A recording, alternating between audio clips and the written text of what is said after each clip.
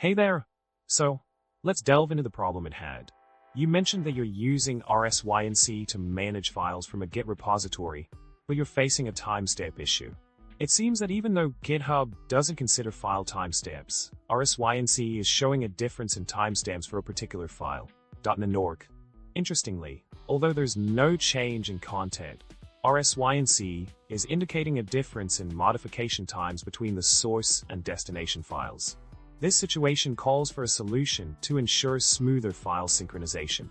Moving on to the solution, one effective approach to addressing the timestamp disparity issue is by incorporating the notimes option into the Rsync command. This option prevents Rsync from copying timestamps, which can help eliminate false positives triggered by timestamp variations. By including notimes alongside other essential options such as checksum, you can enhance the file synchronization process and minimize unnecessary file transfers.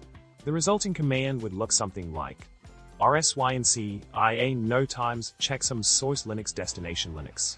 In summary, by integrating the notimes option into your Rsync command, you can tackle the timestamp differences that may arise during file synchronization, ensuring a more efficient and accurate transfer process. I hope this solution helps streamline your file management tasks. It's been a pleasure assisting you with this problem today. Remember, hit the subscribe button, give the video a thumbs up, and drop a comment below with your thoughts. Trust me, you won't regret it.